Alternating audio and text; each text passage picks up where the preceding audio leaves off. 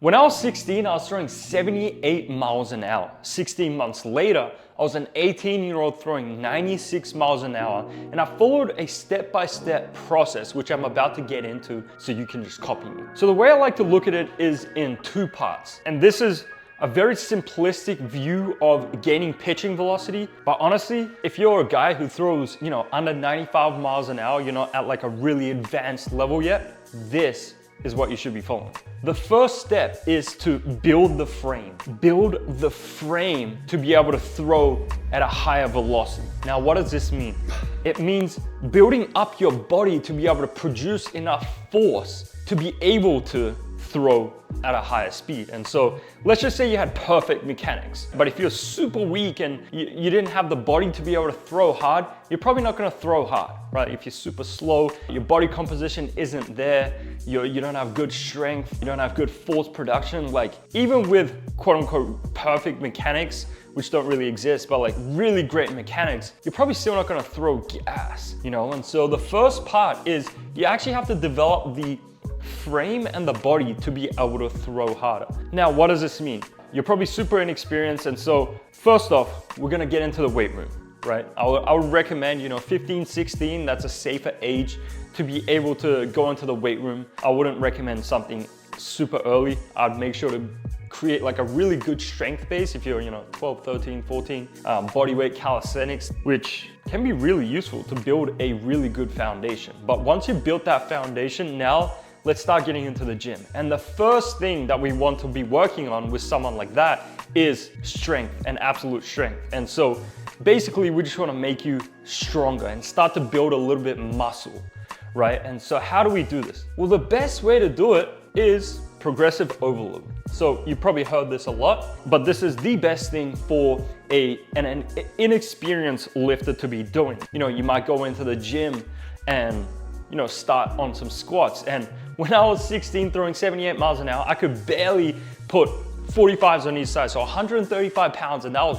really tough for me to squat. So imagine how weak I was. But at the end, when I was throwing 96 miles an hour, I could easily put 4 plates on each side and I could rep it out, right? And so progressive overload is the number one thing that every inexperienced or like newer athlete should be doing. And even if you're an intermediate, you should still be progressively overloading if you haven't built a really solid strength base, which we'll get into in a second. But so for this, compound exercises, right?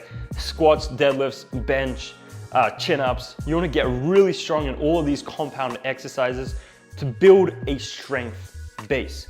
Now, during this time, you also want to be gaining a lot of muscle. Why do we want to gain muscle? Well, there's two reasons. So a bigger muscle is a stronger muscle, which can produce more force, right? Which can actually help us throw harder. And also there's studies that show that the guys at the highest level have more lean mass than the guys at lower levels. And so we do want to continue to push that. You might have heard mass equals gas, and it is true to a point, but you want it to be lean mass. Like you can't just be packing on a bunch of fat and be like, yo, I'm about to go throw gas. Like, no, that's not how it works. And so as you're progressively overloading, you want to be in a caloric surplus. For a lot of you guys, you want to be in a caloric surplus because you're progressively overloading in the weight room. You're getting newbie gains, and so your body is going to start to rapidly adapt, and it's going to rapidly build muscle. Like newbie gains are OP. They're really overpowered. And so if you can get on a good progressively overload, just building strength program at the beginning, and be in a caloric surplus, you're gonna make a lot of progress. So just stay consistent, 1 to 2 years of progressive overload, and you should be able to build a really good strength base. Now, when you do build a pretty good strength base, what does a strength base mean? Well, basically to increase pitching velocity, there comes a point where getting stronger isn't gonna give you that much more benefit. So in my case, going from 135 pound squat to a 400 plus pound squat helped me tremendously because, I went from a super weak guy to a pretty strong guy, right? But how much would it help me to go from 400 pounds to 500 pound squat? At that point, it's not gonna help as much because the pitching delivery is a lot more about how quickly you can produce force, how quickly you can contract instead of like how strong you can be, right? And that's why, you know, a lot of guys it's not like every single guy who throws gas in the big leagues is squatting 500-600 pounds. Like probably most of them can't really do that, you know? So once you build a strength base, I would say like 2 times body weight. If you're able to do 2 times body weight on your squat, like that's a pretty good strength base and you're pretty strong. And it might be time to, you know, shift focus into what would be next is power. This is something that I'm actually working on right now when I'm trying to get to 100. And it becomes a lot more intricate based when you're at a high level trying to get to an elite level, right? Like if I'm mid 90s trying to get to 100, that's a lot harder than someone who's trying to go from 80 to 90. Basically what happened here was I got to, you know, like the upper 80s, 90 mark by just progressively overloading, getting really strong, just becoming a bigger guy. Like I was 155 pounds when I was throwing 78 miles an hour. And when I was throwing 88, 90, I'd ballooned up to, you know, maybe like 190, 185, 190, something like that. And that got me to like the 90 mark. So I was getting really strong. I was packing on weight, muscle. That's kind of what I was doing for the frame to get me to 90. Obviously there were a bunch of stuff that was done on the throwing side, which I can get into, which is step 2. But that's kind of what got me to 90. Now, what actually helped me get to 90, to the mid 90s and even the upper 90s, my all-time peak throwing is 98 miles an hour. And the biggest thing that helped me was power. So all of this stuff, you know, it's slow movements like squats, it's heavy slow movements, deadlifts, heavy slow movements. But now I started to incorporate power. And what this means is like plyometric, VBT was huge. Basically what VBT training is velocity-based training. So instead of trying to lift as much weight as possible, you're trying to lift it as quickly as possible. And so the range that I kind of like was 0.8 to 1, I think it was meters per second.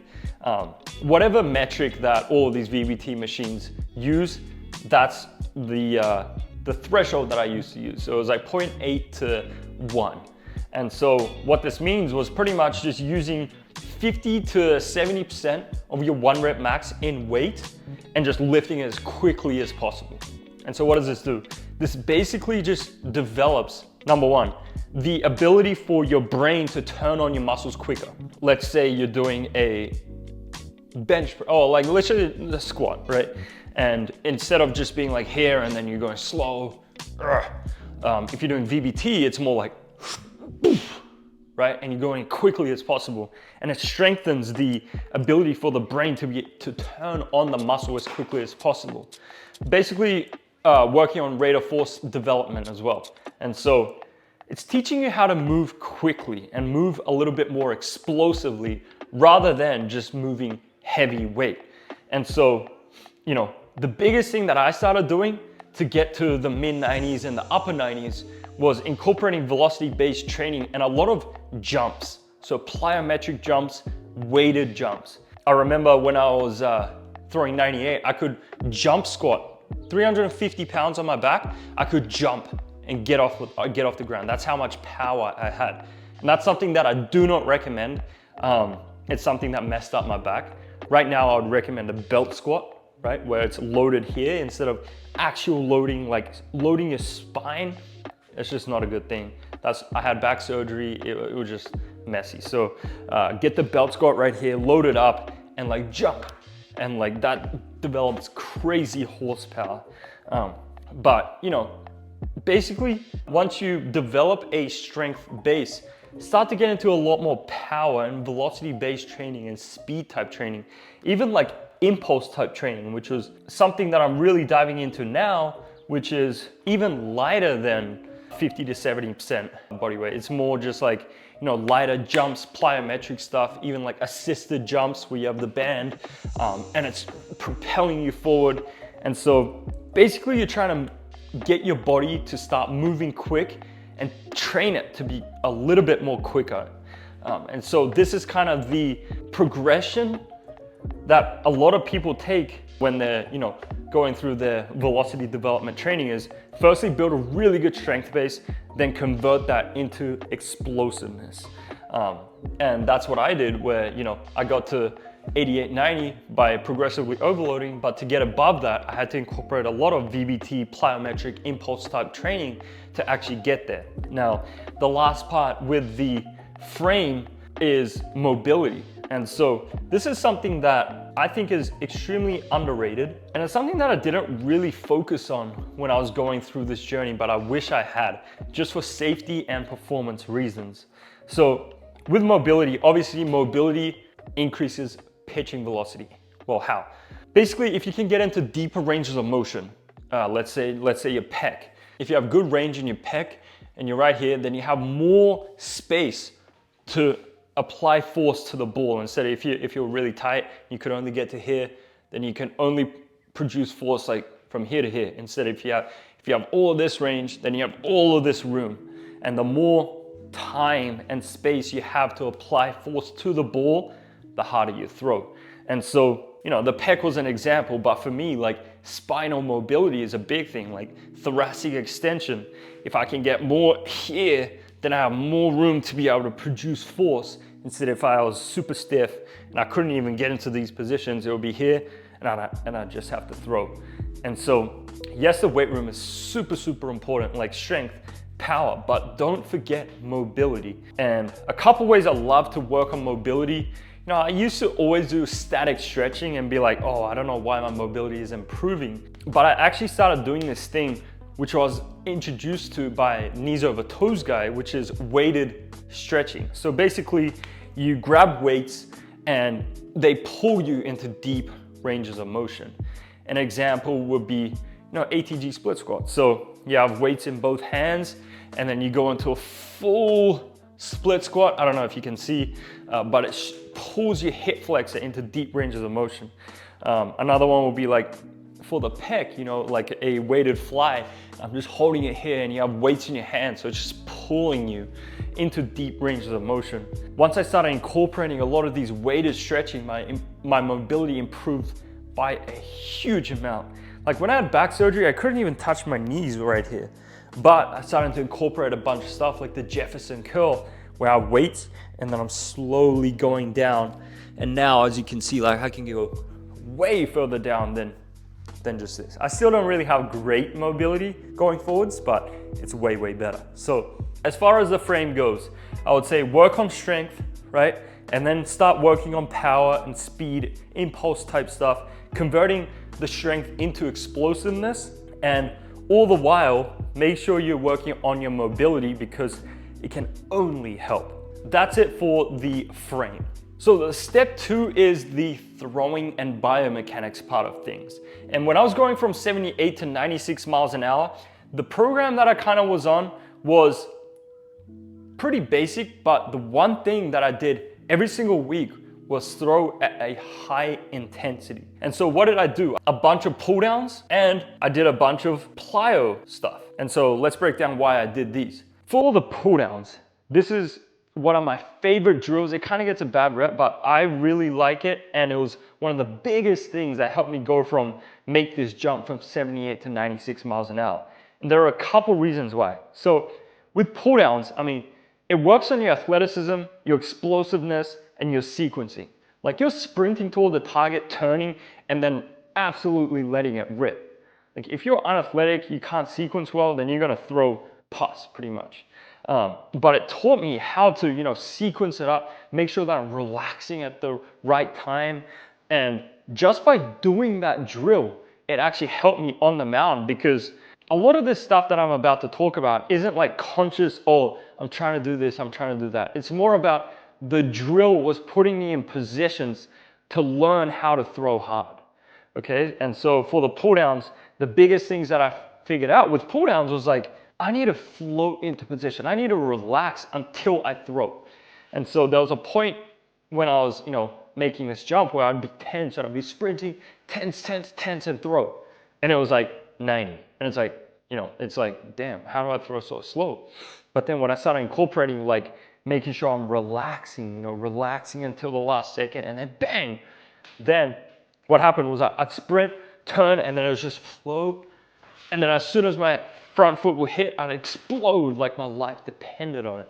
And you know, that's a big concept in pitching, is like you have to be relaxed to properly explode. You can't be tensing up, and if you're tensing up, then your velo is just gonna tank. And so that's what I learned from doing these pull downs, and it was never like a conscious, oh, I'm just gonna try to relax, whatever. It was just seeing the velo numbers. So I'd pull down, I was tense, and I'd throw 90, okay. And then I'd change something, okay, I'm gonna just stay relaxed, and then pull down 95. It's like, oh, what did I do different there? Well, all I did was I was relaxed before I fired, right?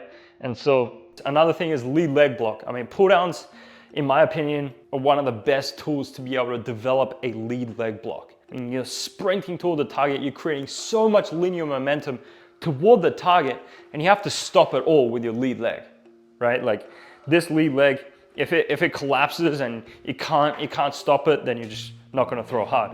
When you're pulling down, you gotta be here, and then you gotta stop all that momentum to be able to carry that energy up into the upper body and into the ball. And so you need to have a really strong lead leg to throw really hard with the pull downs.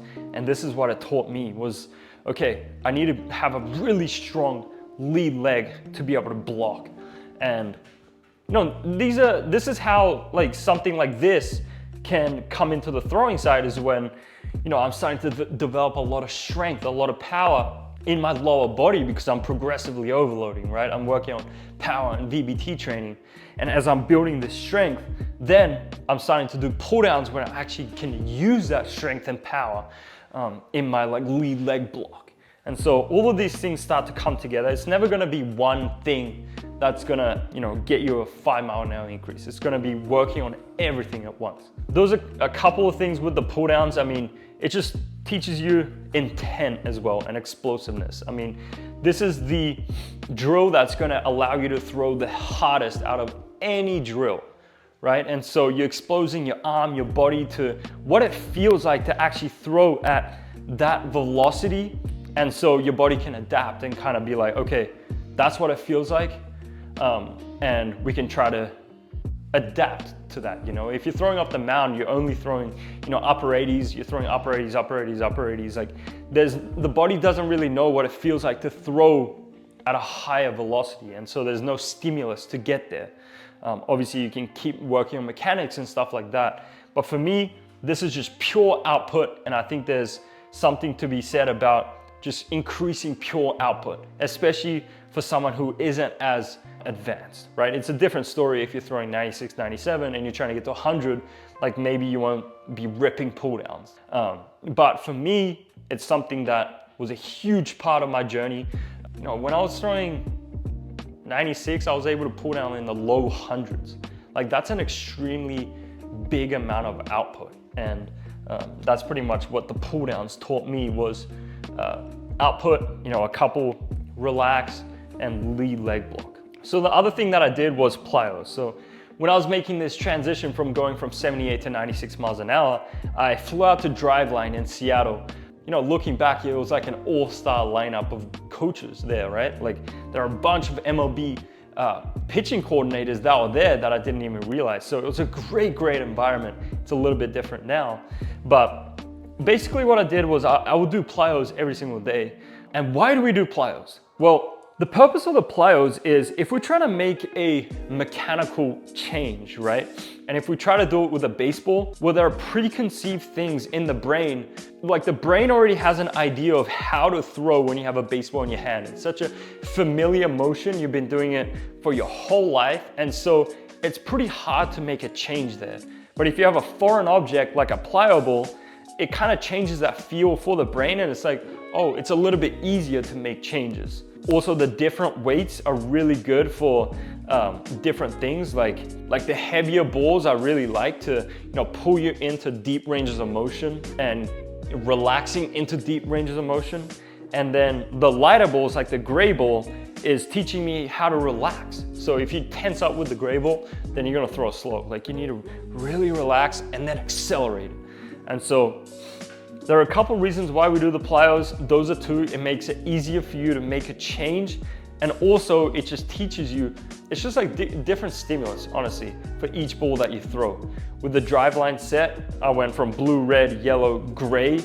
And my favorite was the blue because it felt good on my arm, but each ball kind of taught me and gave me different stimulus, right? And so an interesting thing about, when I was making this change was I didn't really focus too heavily on mechanics. But, when I went to the Driveline biomechanics facility, they were like, oh, you have great mechanics. I was wondering why, and I think it was because a lot of these things that I was doing, right, was molding my mechanics into high velocity mechanics. And so, as far as like the pull downs, it was teaching me lead leg block, really blocking with the lead leg, teaching me intent. There was no like throwing through the target. There are things that you subconsciously learn by doing a bunch of drills that can really stick with you, right? And so with the plyos, like I would do a bunch of drills like, the roll-ins to teach me separation. I didn't know this at the time. It was more just subconscious like actions that were molding my mechanics into high velocity mechanics. We'll do like a step back to make sure that I was shifting my weight. There was a rocker drill to make sure of the same thing. Like a bunch of these drills that were helping me actually mold high velocity mechanics without really thinking about it too much. And so these two things were what I was doing. But when it came to the higher levels where it's like, okay, I'm already low mid 90s, like how do I get to even higher levels? Well, that's when, you gotta start looking at mechanics. And honestly, like with my journey, I didn't really think of mechanics too much. As I said, like I did a bunch of plyos, I did pull downs, long toss, stuff like that. And it molded my mechanics into high velocity mechanics. But if I had a coach who was very well versed in biomechanics and helping you develop high velocity mechanics, I think I would have made, even more progress. And, I did go from 78 to 96, but I did get injured after it. And so maybe I would have eliminated some of that because my mechanics, I was throwing hard, but it was also putting a lot of stress on my body. And so the last part of it is mechanics. And this is a little bit difficult because it is very athlete dependent, right? Each athlete can do it in different ways. So that's why it's so important to get a coach who knows biomechanics, who can guide you in the right direction while, you're doing all of these things that are molding your pitching mechanics, you're building the frame. This, I think, is like one of the best ways to increase pitching velocity is just continuing to build the frame, right? A really powerful frame, strong, powerful frame, and mobile frame. And then you're doing a bunch of, high intensity stuff, throwing, you're doing a bunch of drills that are helping you with your specific mechanics. And then you have a coach who is guiding you in the right direction mechanically. And so, with the mechanics, I'm not gonna go too in depth with it, but the simplest way I like to think about it is there are principles to pitching mechanics, right? Everyone can do it differently, but there are certain principles that need to hold true for a high velocity throw to happen. And so for me, and like with my belief is that, okay, the first step is you have to shift your weight during leg lift a little bit. You have to shift it a tiny bit. It's very hard to produce a bunch of velocity if you're just stuck at a balance point, okay? And even if you are at a balance point, if your balance point here, then shift it right after the balance point. And so first step is to shift your weight, and then comes the back leg. So it's either a drop or a pulse, however you like to think about it. It's not like a drop down, we're not dropping and driving, it's shift, now pulse, like we're getting into that back leg, right? You can't just shift your weight and just throw, it's shift, get into that back leg, and then the next one is rotating. So you want your pelvis to rotate, right? To create hip to shoulder separation. This is also front lead leg block. So a lot of pelvis rotation comes when the lead leg hits, and then, that's when it can just push it into an opening, and that's when it creates maximal hip to shoulder separation. So you're creating hip to shoulder separation, and then from here, it's just unload. And we can go way more in depth about it. And the coaches that we have, the mechanical specialists that we have at the Pitcher Lab, go into crazy detail with all of this, which is, something that is really available to our athletes. But that's kind of like a simplistic view of how I see mechanics. And so basically how I went from 78 to 96 miles an hour, and how you can do it too, so you can just copy me, right? Build the frame. First get strong and build a really good strength base. Then convert it to power with VBT, plyometric impulse type training, and also work on your mobility. So you're a mobile, strong, and powerful athlete. But we need to transfer that onto the mound. And how you do that is by your throwing program. You need to be throwing at some type of high intensity and tracking your velocities. Like, you can't get better at something that you don't track, right? And so for me, it was pull downs, plyo velos. For you, it could just be, mound stuff. There's no specific magic exercise. For me, I loved pull downs. I do like the plyo stuff because it molded my high velocity mechanics. And so these ones I'm just trying to get better at every single week. I'm trying to PR every single week. That's the mentality.